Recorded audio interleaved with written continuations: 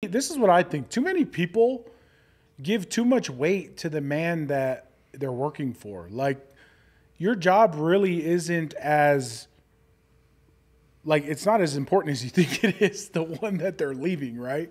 And so I always tell people that, your worst case scenario is probably not as bad as you think it is. Because at the end of the day, that job, I promise you, if you're good at it, it'll be there when you get back. Welcome back to the Kris Krohn Show. I am here with special guest, Hailame Kinikini, and today we're having the conversation on short-term rentals. Bro, I got a lot of people that are like, Krohn, hook me up. What are you doing in the short-term rental space? And the truth is, I've dabbled on a dozen properties. It doesn't compete with the thousands that I've done in single family, but I keep my eye on it because, one, I want to be educated in how the market is changing, and I think that you've got a better understanding on the technical changes and aspects of the market right now than anyone else out there. And so I think actually this is going to be really important. But before we dive into that, dude, let's start with your background, because here's what's kind of ninja about you. Like, you've been an adult for a minute. You rocked it out in the sales space. You got yourself earning six figures, multiple six figures, and then you did something kind of later in your career that not a lot of people do. You jumped ship and went full entrepreneur. And dude, since 2018, like, you've been cranking and you've done it very, very successfully. So tell me a little bit about your story. Yeah, no, I appreciate it. I think everybody that aspires to be an entrepreneur, at some point in your life, you get to a point where you're like, there has to be more, right? And that was what it was for me. I was making multiple six figures in sales. I was doing door to door, which, by the way, is the elite of sales. I attribute a lot of my success to that profession. That's, by the way, that's kind of one of the harder sales that are out there, right? I mean, absolutely. I got to move my body. I'm going to be super physical. I might be getting on a plane. I'm going somewhere. And it's just like, you eat what you kill, but if you don't kill anything, you don't eat. Exactly. And little did I know, the capacity of skill sets that I learned, right, of communication, soft skills, all that. I didn't realize at the time that they would literally make me millions more dollars than in a different industry. Absolutely, right? I think it's kind of interesting that there's a lot of us that are living a life, and sometimes we get this feeling like there's a better life out there for us, but it's scary because we have to step into a space that is often unfamiliar territory. But I think you're a really perfect example where you did it one way, you achieved great sales success there, but then you jumped ship and found out that the same skills would 10x your income on the other side of the fence. Absolutely. And it's funny because I share this story all the time. Like, you give yourself permission to elevate really where you're operating at, like both physically, emotionally, spiritually. Like, when you put yourself against the wall and you just make the jump, like, something special happens to where I was operating at a level once I jumped initially from my sales job into real estate that you can't even replicate today. Like, I can't replicate my back being against the wall today because of where my business is at. And so, and I'm constantly trying to put myself there, and I'm constantly trying to recreate that struggle, because it really does allow you to elevate and go next level. And there's too many people that are too scared to take that jump and what I like to call give themselves permission to operate at that level, simply because they're reliant on the paycheck that's coming from the man that you're working for. It is true that W-2, it does come with a mindset. Absolutely. And it can train you that it's like, well, if you work hard, you make this money. And if you don't work hard, you make kind of the same money. Yep. And as long as you're neither a high performer or a low performer, you can kind of just coast. Absolutely. And you can bitch, moan, complain, and whine all you want about, how you're capped and you're not making more money. But it's like that you're trading that for a comfort zone. Absolutely. Where it feels really good to know that, hey, you know what? No matter what, the paycheck's going to be here. So as much as I whine and complain, like, that's the game of life that I'm playing. Yep. You got done with that. Yep. How much money had you saved up when you made the leap, wondering if it was actually going to work? We really only had 6 months. 6 months of living expenses available to us that if I made no more money, I would have to figure out something on the 6th month, right? And so, and really putting yourself in that position, like I said, it just allows you to operate at a different level. But this is what I think, too many people give too much weight to the man that they're working for. Like, your job really isn't as like, it's not as important as you think it is, the one that they're leaving, right? And so I always tell people that, your worst case scenario is probably not as bad as you think it is. Because at the end of the day, that job, I promise you, if you're good at it, it'll be there when you get back, right? If you don't make it. Yeah, but your job was harder to leave. Like when I do financial game plans with people are always kind of curious. Like, okay, Kris, like if you were me, like how would you make $1 million real fast? And I love playing that game. And what's interesting is for someone to really transition from what they're doing to something new, it kind of comes down to the income. Like if I sit down with a doctor and they're like, well, I'm used to making $350,000 a year. I'm like, okay, so there's good news and there's bad news. Yep. The good news is if you've been smart with your money, you've got some assets to invest. Yep.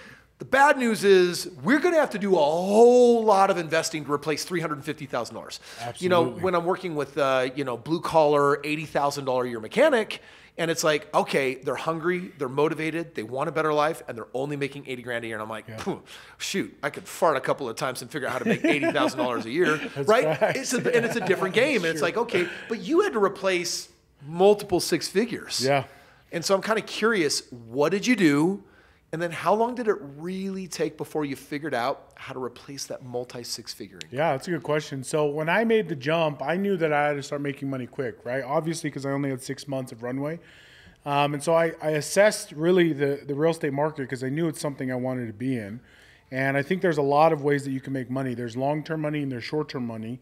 And the dogs that play this game understand that at a certain point in time, you're going to need to play both games. But my immediate need at that time was the short-term play, and that's where management came into play, right? But that was a little bit of an accident for you, right? I mean, you bought a property. Were you going to flip it? Were you going to wholesale? Like, what were you doing? So I didn't really jump full-time until around COVID, right? Because before that, I had my own portfolio. Yeah. Right? And it was just passive. And so when I was looking at where should I jump, I kind of just was like, hey, I'm going to do Airbnb because I accidentally fell into it, right? 2018, I bought my first primary, just normal FHA loan.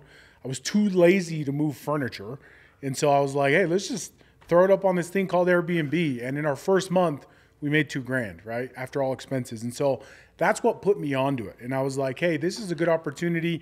In the short time that I managed my own portfolio, I realized that, and maybe it's just the nature of me, but like I was getting really good at managing. And I felt like I was learning things that other people weren't willing to put the time in.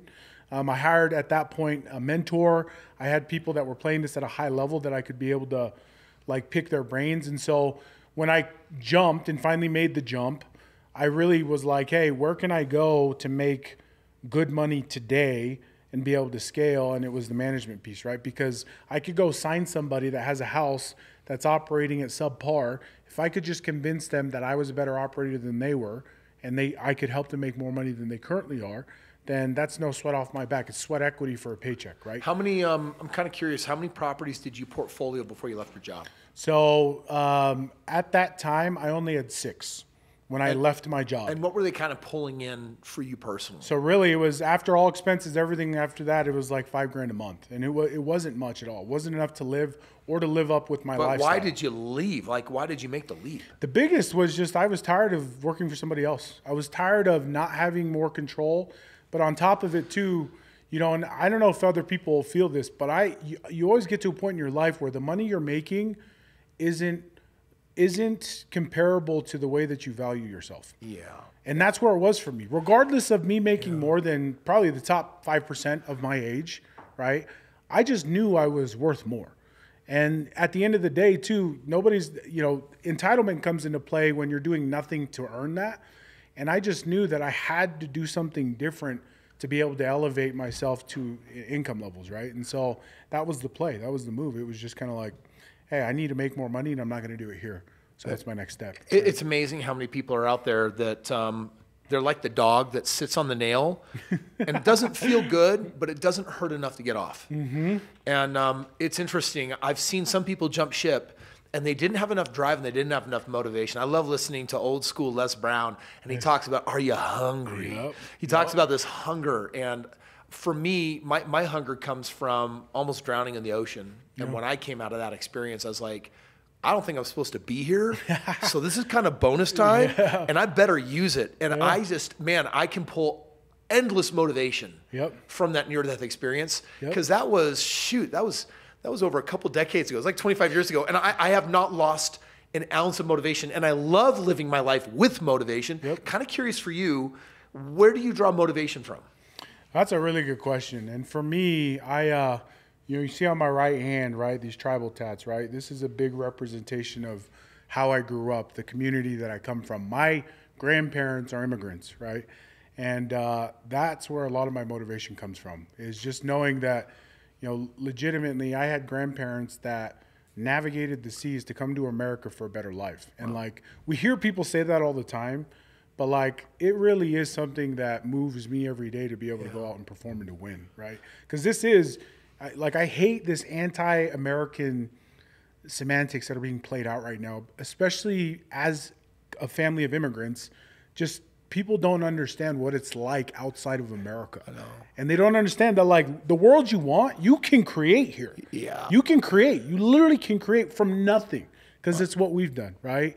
And so to me, I like to embody really, the culture of the Polynesian Islands, of why we came here, why we even moved here. And it was because we came here to build and live the American dream. My father, he was a survivor of World War II. He was a kid. And the family history on this is pretty atrocious, because the Russian soldiers came in. This is at the end of World War II, and there were 600,000 people killed in a day. My grandmother had actually buried taken my father, put him in the basement of a barn, and then went out to find her father just in time for soldiers on horseback to shoot and execute her father in front of her. Sheesh. Shoot her in the neck and shoulder. She was raped. Yeah. The next year she had a baby out of wedlock that didn't survive the winter. They didn't have food, and she was also drugged off to concentration camp, even though she wasn't Jewish. Yeah. It was just such a wild time. And when my dad came to America, it's because he wanted a fresh start. Yeah. And I always loved feeling that American spirit in him that says, I want to create a life for myself. Absolutely. And that's exactly what he did. And that's definitely carried, second generationally into me. Sounds like it has for you as well. Yeah. And it's crazy, Kris, because like, people don't realize, like, this game that we play, it's all mental. It is all mental. Like, money, everything like that, it just follows action and the person willing to put in the work to get it. Yeah. Right. And that's what I've loved about being here and my story. And the crazy part is, and you can resonate with this, last 12 months, my company's done 10 million. 6 years ago, we were doing maybe 100 grand, right? It's the same stress, like the same stress, obviously different problems, but the stress of trying to figure out 100 grand business versus 10 million, it's the same thing. So pick your heart, you know what I mean? And that's why for me, it's just been always bigger, better, more. Because why not? Yeah. We live in America, we can do it. Let's just hustle. It's going to be hard one way or the other, right? Exactly. And so it's just like, I think there are some people that, especially when we're in victimhood, we'd like to imagine a world without problems. And we think, well, if I had more money, I wouldn't have problems. I'm like, no, you're just going to have different problems. This idea of, I've managed to live a life without problems. There was this experiment that was done in these biodomes, and they grew these trees, and inside this shelter, they were basically studying ecosystems and the dynamics of plants. And something very strange happened to these trees in the second year. The branches all fell off. Interesting. And when they did a study, what they found is that trees grow strength through the winds constantly beating upon them. And so they discovered there's this wind force. And that if you are without opposition, or if you're without struggle or difficulty, you turn into a millennial. No, there's a joke. You turn into. You're not far off. That was me. No, but we do. We really crave this like stress-free, easy life. And when I started making a lot of money, I was like, I'm going to build like the easiest life for me that I possibly can. I'm going to have I'm going to have a team in my house, because I have friends that are billionaires, and they're like, I would visit their house, and I'm like, who are all these people? I'm like, oh, well, they've got the nanny, and then the people that come in to speak the different languages to their kids, and then they've got security detail, and someone's training the dog, and then someone's got to actually make the food. There's a chef, and the family office is there. I'm like, this is kind of a zoo, but kind of interesting. Yeah. And when and from that experience, I'm like, you know what? Like, I want helpers in my house too, right? Yeah. So it's like, I've got someone that does all of my, I've got chef and cooking and running the kids around and driving around and home organization and then we also brought school into our own home. Like, I've hired my own teachers, and they educate my kids. Yeah, I love that. And so it's been really cool, like seeing what I can create. But even after doing all that, it doesn't make problems go away. 100%. And so I think that I think some people wish their problems could just be gone, but rather I think what we need is to wish for our ability to manage our problems well. Absolutely. Where it's just like, it's like something really awful happened and I'm happy. Absolutely. Why are you happy? Because that thing is the way it is, and I'm going to address it. But the truth is that a higher vibration, a higher frequency version of me is more solution oriented. And someone that is mentally down in the dumps and they've trained all of that out of them, they exacerbate problems. They don't solve them. Yep. And so when you say it's a mental game, I agree with that completely. Kind of curious. You're claiming that 100,000 and 10 million are kind of the same, just different problems. Yeah. Tell me specifically for you, where does mindset come in? Because you said that mindset drives action, but before there's action, there's belief. Yep. Tell me about like what you believe. Yeah.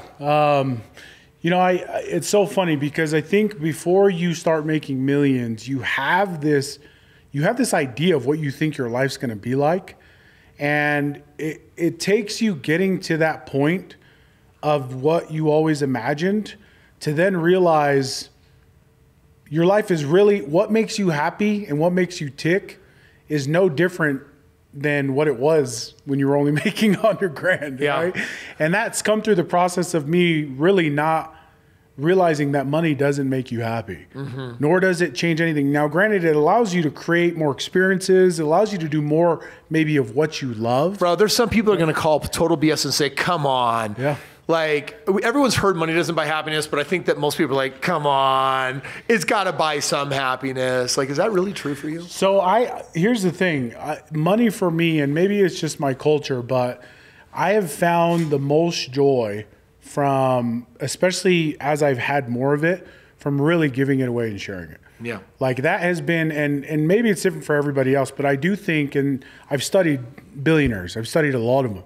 And it's funny because one of the criteria of success that they will always say that is a mandatory criteria is service. Yeah. And the reason for that is because of what it does for you mentally, right? And so for me, it's always just been, and my dad used to always tell me growing up, if you don't give when you have nothing, you're not going to give when you have everything.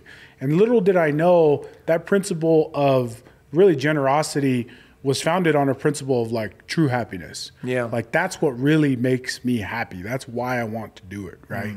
And again, you don't need money to do that because the feeling I have from giving somebody a house, which I've done, versus giving somebody my lunch at school, which I did, it's still the same. Right. And that's what I mean by it's still the same problems. It's still the same wins, the quantity right? and the volume don't matter. The heart is the same. Absolutely. I went to, a few years ago, I went to Ukraine for the first time, went several times. Then after, and felt called to the service mission. Yeah. Because our foundation found out that there were these babies in eastern Ukraine that were born prematurely because of the stress on the mothers from the unexpected war times. And these babies, the hospitals weren't outfitted with all the equipment, nor could they get the supplies in that the babies needed. And in many cases, the babies needed to travel out of country, generally into Poland, to receive a surgery, but they didn't have the equipment to, like the ventilators, to bring them over. So we brought $1 million of medical supplies over. Oh, wow. And basically made it our mission to save as many of these babies as possible. And on that first mission, I remember how it felt. Everything for me was based on this baby little girl named Sophie, because she had just days left to live, and I had her ventilator in my hand. And I remember when we did the handoff to our German contacts that were going to deliver these to all of the dangerous hospitals, where you were going to be danger close to war. And I remember pulling out baby Sophie's and I said, will you make this the first delivery? Yeah. And the next day on the way back, we got a very happy phone call that they had delivered it and that baby Sophie was already on her way to Poland. The next day I got a different phone call that Sophie hadn't survived. And we lost that sweet baby girl, but we saved hundreds of others. And I remember coming home and my heart just grew so big. And then I just fell in love with this therapy work, like this work of helping people and doing things for people that can't do things for themselves. Absolutely. So I love this entire service component of what you're talking about, because at the end of the day, I checked King Tut's tomb. All of his shit stayed with him. Yeah. All of his food, all of his wives, concubines, all of his gold, Nothing went with him. There was no U-Haul that made it to heaven.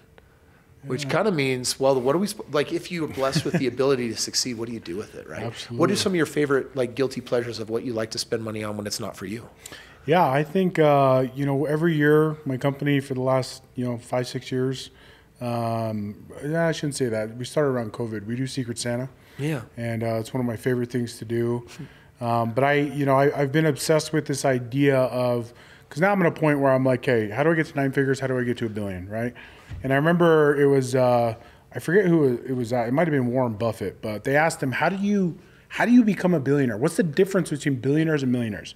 And what he said stuck with me. And I think it's grounded in really this principle we're talking about of service, right? He says, millionaires, they know how to make money. But he's like, billionaires, they know how to make millionaires, right? And he's talking about two different things. Millionaires know how to make things. They know how to make money, an object, right? An asset. Whereas billionaires know how to make people. They know how to make build people. Exactly, right? Building better humans. And so a lot of my life mission now is really, building my company in a way that, I am very anti-equity-itis. What I mean by that is there's a lot of people that hold equity in my company, right? And the reason for that is because these are people that have been with me from the very beginning that I know I'm going to need. And my way of serving them is to build them, give them equity, and we all grow together. You said earlier today, right? It's better to have half a melon than an entire grape. People don't understand the principle at which that is truly grounded in. That's service to me, right? Because can we do it ourselves? Absolutely. I could shut down my entire business. I know enough now to make a couple sixes every month just by myself in real estate. But I choose not to because there's a bigger and better picture. And there's a purpose, right? I was actually just this morning, I was asked the question. It's just like, Kris, why do you partner with people and help them make all this money in real estate? Like, you can just do it on your own. Yeah. And that question always comes from someone that's financially landlocked. Mm-hmm. Yep. And I had never heard that Buffett quote before, so I was trying to imagine what the difference between millionaires and billionaires were going to be. And what I thought, I don't know, I imagine he may have said was, millionaires are good at making money, but billionaires are really good at creating value. Absolutely. And it's this idea of, if I can become an expert at building value for other people, then how am I not going to be rewarded? Yep. I think Carnegie said it similarly. He's like, hey, people don't really care about you until they know how much you care, yep. Which means you've got to create value for other people. That's what care is. Love. Care is a form of, that's a currency. Yep. So I want to ask you, let's get a little bit more just specific. First of all, I just appreciate getting to know you and your heart. I know you're married, you got 3 kids, and you come from just a deep culture of family. It's a beautiful thing. Tell me a little bit about this business. Like you went into this, you went into short-term rentals. Yep. And I think this last year, it's been kind of a little bit of a train wreck for a lot of the mom and pop shops. Absolutely. Because it's almost like, as I've danced around in STRs as well, they're demanding better properties, better locations. It's often higher price points. They have to have more amenities and more amenities and more amenities for the lower price.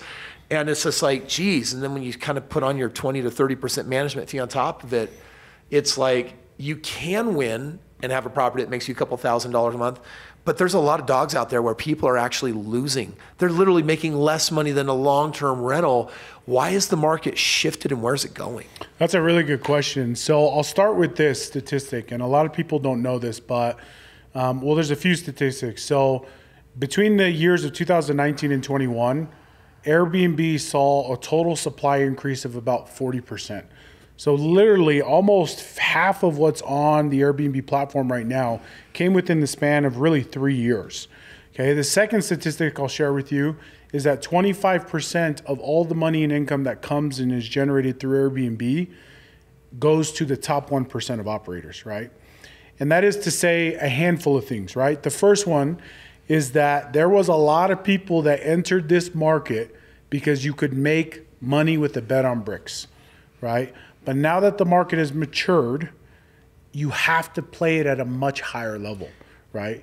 And that looks like treating it like a business, right? So you can't get lucky anymore. It's just like, exactly. I've got a crappy house. I thought it was a rental. I threw it up. We're making more money than a rental. I guess we're Airbnb'ers. Yep. And like I think for the first several years, dude, people scored on that model. 100%. But that model's changing. I think part of my concerns is that, we're talking about the state of Hawaii. Yep. That is considering literally outlawing Airbnbs. Like there's counties that are saying we're not doing this anymore. Like Airbnbs has actually been a little bit of a nuisance. I think that there's a lot of counties and municipals that look at it as a deterrent. It's too transient. It doesn't support, family roots.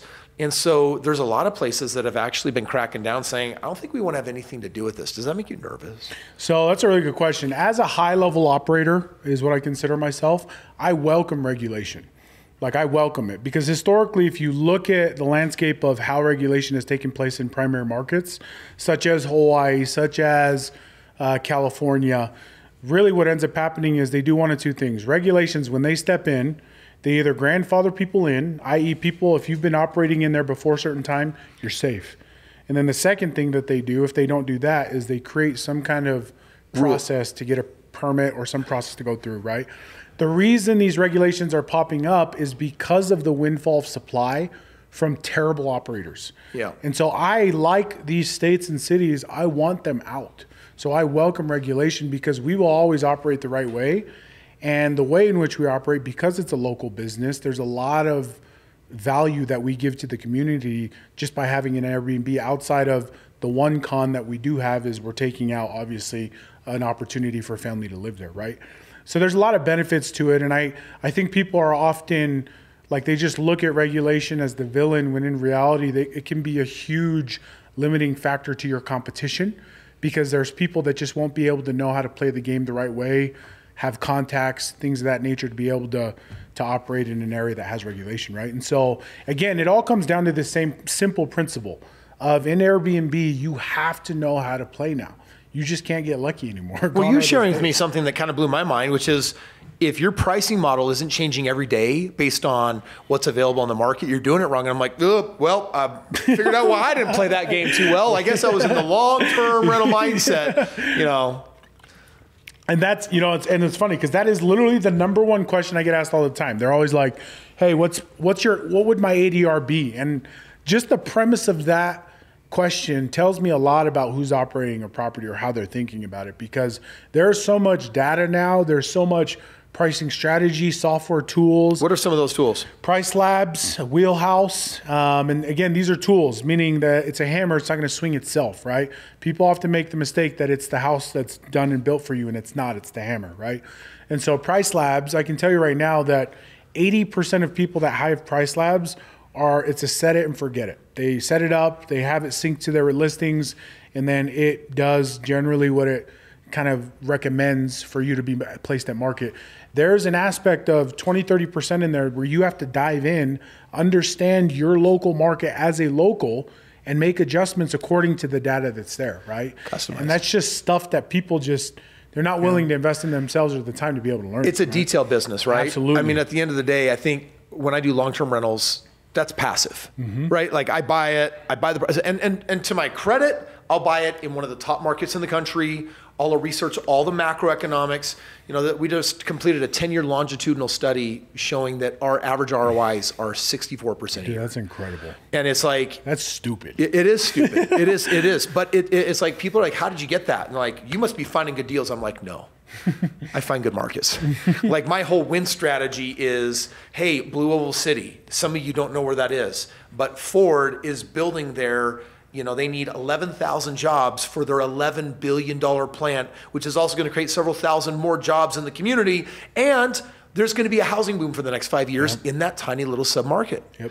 And that tiny little housing boom, I'm buying houses brand new for $180,000. Yep. That same house will sell for $350,000 in the next 5 to 7 years. When you start just looking at appreciation alone, first of all, my cash flow is like at 5, 6, 7% cash on cash just on that part of the ROI alone. Wow. Then you take the tax benefits and the principal reduction from the renters and everything else, and it's like, wow, now I understand how you get this insane ROI because we're playing it at a level where all the tiny little details now mean everything. You figured that out on the STR game.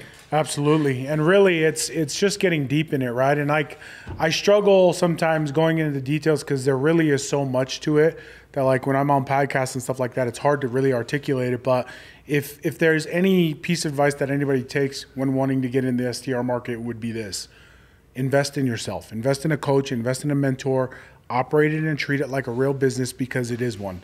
And there's going to be so much detail in it that is required for you to understand. I mean, just in the little bit that you said of how your business model, like there was so much detail in the underwriting and finding it, the markets picking, right?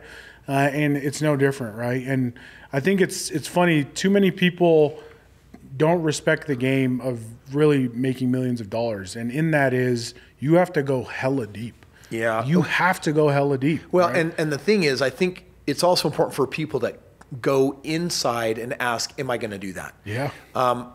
When I started getting in the game of real estate, I would meet all of the failures. Yep. I kind of put on this like free little real estate club when I was a nobody. I had a handful of properties and I just wanted to talk the shop and be in the game.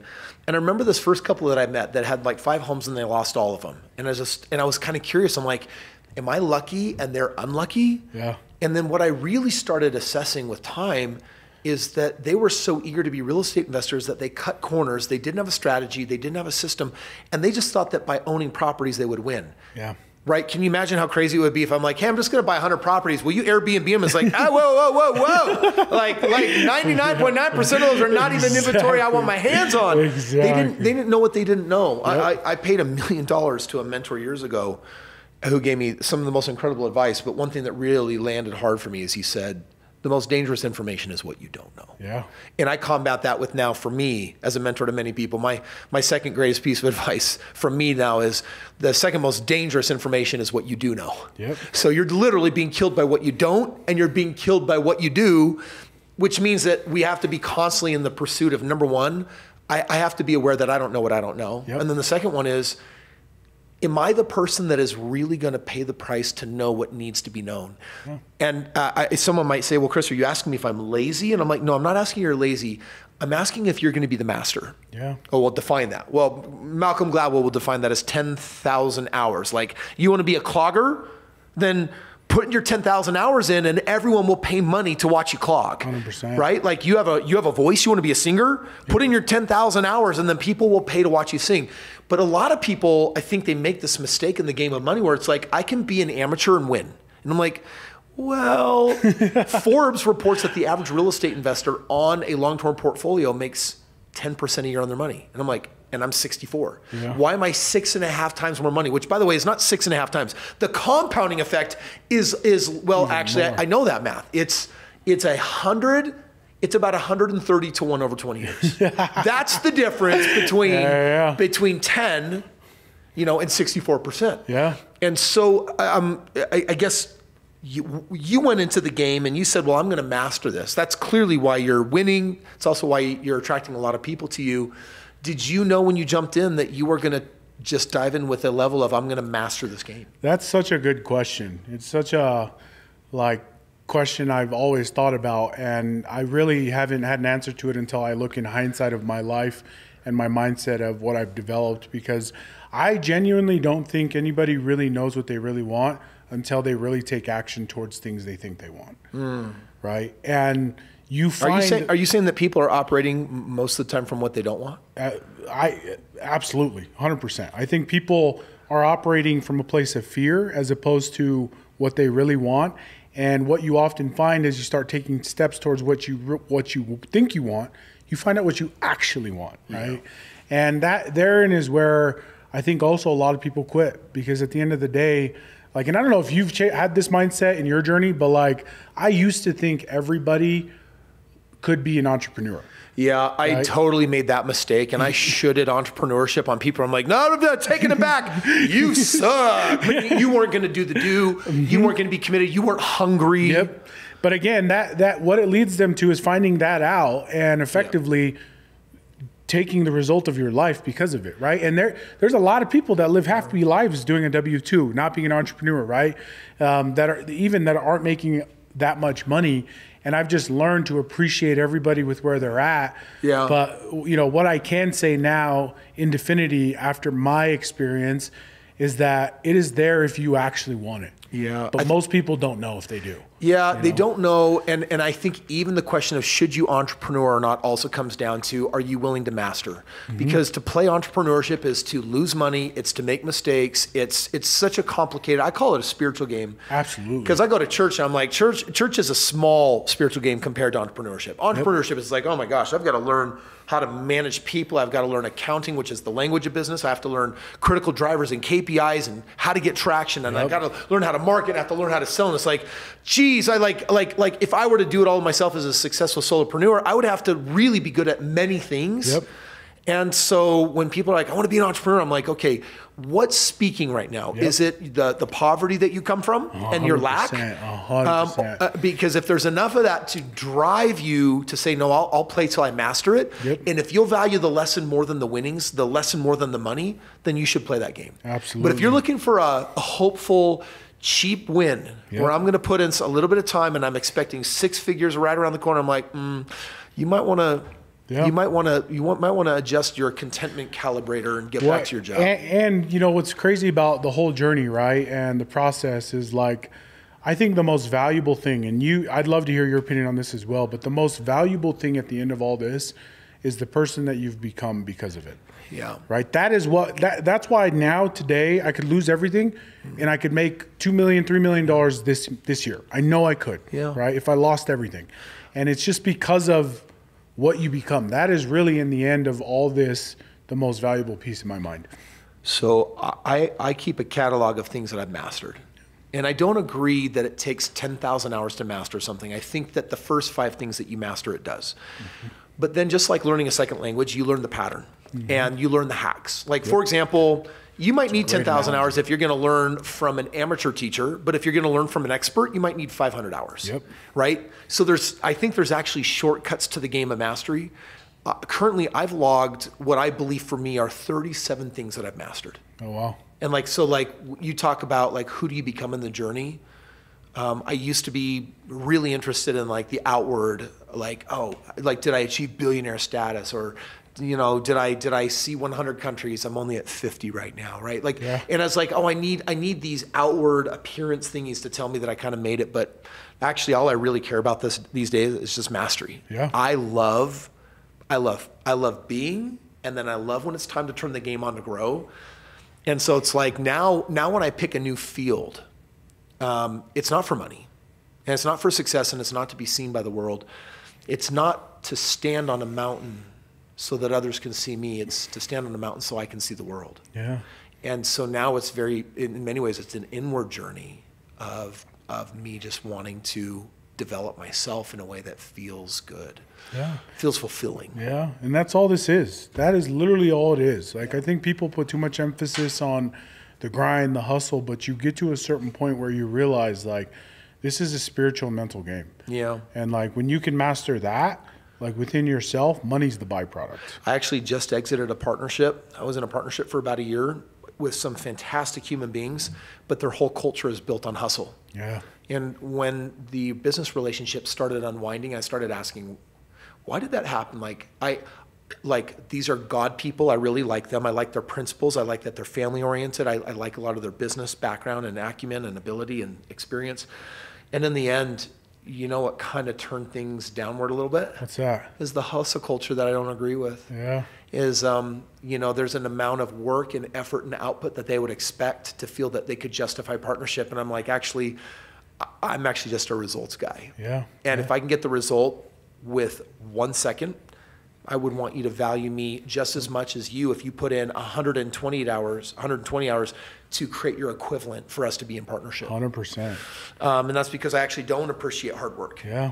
Which is weird coming from a German immigrant father, making full circle, because everything was about hard work, 100%. And I actually love that. But like these days, more than anything now, it's like there's something softer and more meaningful. Absolutely. Yeah. Well, and we've also seen, bless their souls, but our ancestors, yours and mine, come over and what hard work led them to, right? Yeah.